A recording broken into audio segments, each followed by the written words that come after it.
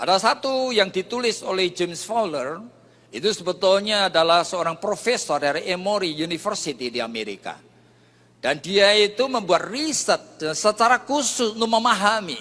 Kenapa ya? Di antara orang-orang percaya, termasuk khususnya orang-orang Kristen, itu iman itu ternyata manifestasinya macam-macam. Jadi kemudian dia membuat riset dan akhirnya menemukan ada 7 macam manifestasi iman. Maka dia sebut sebagai stages of faith. Yaitu langkah-langkah tahapan iman. Iman sendiri tidak bisa diukur, saudara-saudara. Iman ini tidak bisa diukur. Tetapi wadahnya, yaitu jiwa kita, tubuh kita yang menampung iman, itu bisa diukur. Nah, ini namanya struktur daripada iman, bisa diukur.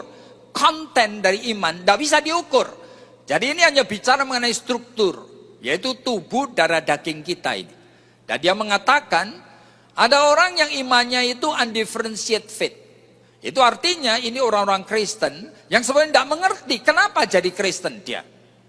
Dan dia tetapi setiap minggu ya seperti saudara ini datang-datang ke gereja.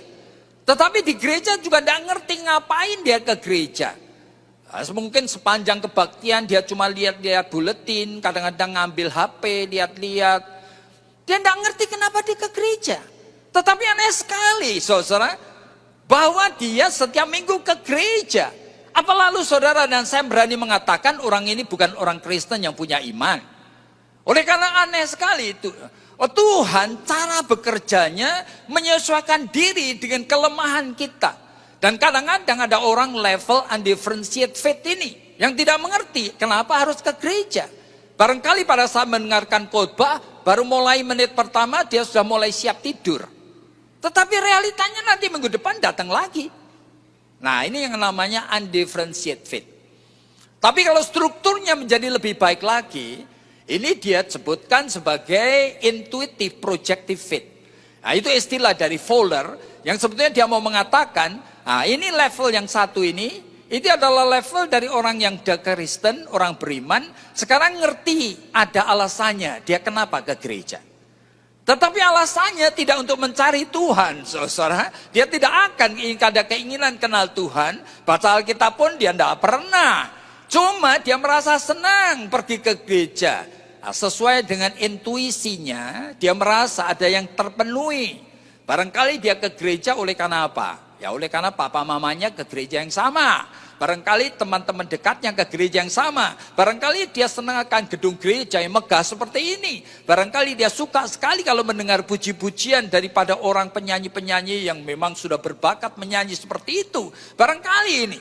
Barangkali habis ada kebaktian gereja-gereja tertentu itu siapkan snack. Gratis lagi, senang dia.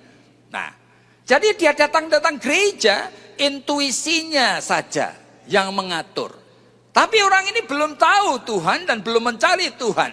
Tapi setiap minggu datang. Dan dia bahkan sudah bisa ajak orang lain, saudara. Oleh karena apa yang dia senang, barangkali temannya nanti juga senang. Nah, saudara perhatikan nih. Ini orang level 2. Level berikutnya lagi, itu Fowler menemukan adalah orang Kristen yang disebut mythical literal. Nah, mythical literal, sekarang orang Kristen ini sudah punya maunya terhadap Tuhan. Tapi seisi doanya, itu semuanya cuma minta-minta aja. Banyak sekali orang Kristen seperti itu, saudara. Yang selalu doanya cuma minta-minta. Minta kesembuhan, minta supaya tokonya maju, minta dapat menantu yang baik, minta terus. Dia tidak mengerti apa itu doa. Tetapi secara mythical, dia yakin sekali. Untuk mendapatkan sesuatu, kadang-kadang dia doa dan puasa, saudara. Supaya sembuh dari penyakit kankernya, dia doa dan puasa. Tapi kalau ditanya, pernah baca Alkitab enggak? Baca asal-asalan. Tidak ada dia kebutuhan untuk kenal Tuhan Yesus. Tidak ada kebutuhan untuk betul-betul mengerti firman Tuhan. Orang seperti ini punya butuhnya. Tapi orang ini datang gereja dan barangkali dia akan terlibat dengan kegiatan gereja, tapi selalu sesuai dengan apa? Kemauannya.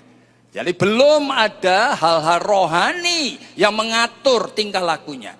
Nah, kemudian kalau orang strukturnya lebih baik lagi, nah Fowler itu mengatakan itu levelnya menjadi sintetik konvensional. Itu artinya orang Kristen seperti ini sekarang sudah ngerti. Kalau ditanya, kenapa kamu itu percaya Tuhan Yesus? Habis itu yang diajarkan gerejaku.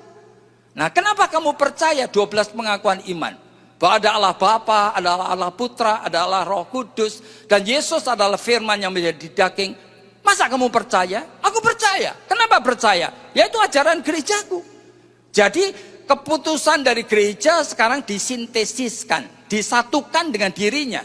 Dia betul ngerti? Nggak ngerti dia. Dia cuma menempelkan ajaran gereja sebagai aksesori, ditempelan. Sehingga dia merasa dan dia bisa menjawab sekarang. Padahal kalau mau jujur, dia belum mencari akan tahu apa itu isi Alkitab. Keinginan baca Alkitab masih tipis sekali. Dia tidak ingin kenal Tuhan yang sesungguhnya. Masa saudara itu kenal Tuhan yang sesungguhnya? Saudara tahu bahwa Allah kita itu Allah yang ajaib sekali. Begitu banyak. Kalau saudara mulai membacakan tulisan dari Paulus, saudara akan tahu dari 13 surat Paulus, semuanya sulit sekali. Sampai Petrus sendiri mengatakan kalau kamu membaca tulisan Paulus, kamu hati-hati. Oleh karena apa? Begitu sulitnya. Jika kamu tidak hati-hati, kamu membaca malah sesat. Itu ada di dalam Alkitab, saudara. Tapi orang, kalau levelnya sintetik konvensional, itu adalah orang yang belum ingin tahu itu. Sehingga dia tidak akan bergumul mengenai siapa sebenarnya Tuhan. Bagaimana aku kenal dia? Bagaimana aku make sure aku tuh bergaul dengan dia?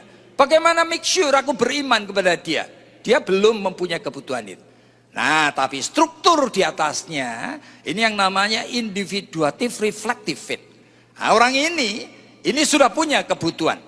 Nah, orang yang punya kebutuhan akan Tuhan, itu Alkitabnya saudara tidak seperti Alkitab dari orang-orang yang tidak pernah dibaca. Dia sudah mulai ada orek-orekannya. Jadi sekarang kalau saya mengetes saudara di sini, saudara levelnya di mana? Saya tahu. Oleh karena apa? Saya lihat Alkitabmu.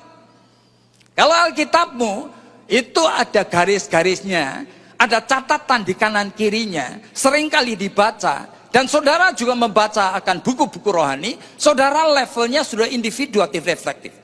Saudara betul ingin kenal Tuhan. Saudara betul ingin menyembah dia. Saudara ingin sekali tahu apakah saudara diselamatkan sungguh atau tidak. Tapi kalau level di bawah, saudara cuma orang Kristen beragama. Saudara. Nah, saudara hati-hati di sini. Nah, level selanjutnya setelah itu baru konjunktif. Itu di mana orang-orang tersebut itu rela berani berhadapan dengan Allah yang kadang-kadang tidak bisa dimengerti.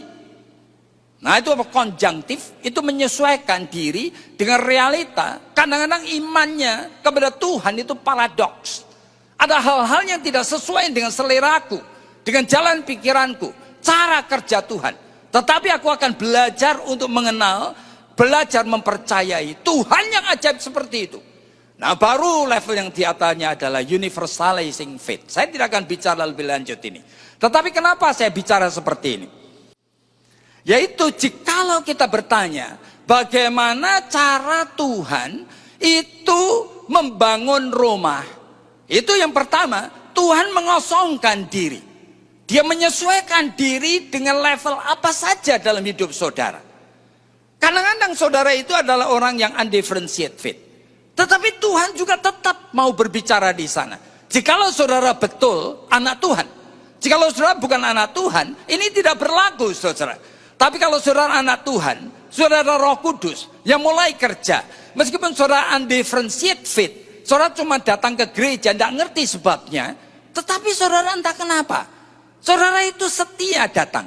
Sehingga daripada 100 kali kebaktian, mungkin nanti suatu saat, tiba-tiba Tuhan mencelikkan mata rohani saudara. Nah, jadi kesetiaan dipakai. Nah, kadang-kadang orang seperti ini, dia menikah itu sembarangan saudara. Bahkan kadang-kadang orang itu belum merasa dirinya kenal Kristus. Tetapi aneh, dia senang sekali kalau menikah dengan orang Kristen yang cinta Tuhan. Jadi alasannya menikah dengan orang Kristen yang cinta Tuhan. Dan dia juga senang kalau melihat istrinya yang cinta Tuhan itu baca Alkitab. Dia senang sekali kalau melihat istrinya yang cinta Tuhan itu berdoa. Jadi ini orang, meskipun dirinya sendiri levelnya masih sangat di bawah, tapi Tuhan mengosongkan diri, dia rela memakai. Sehingga melalui dia yang seperti ini, dia juga ikut menghadirkan suasana yang sebetulnya cukup kondusif bagi pasangannya yang cinta Tuhan untuk bisa tumbuh. Nah, saudara perhatikan.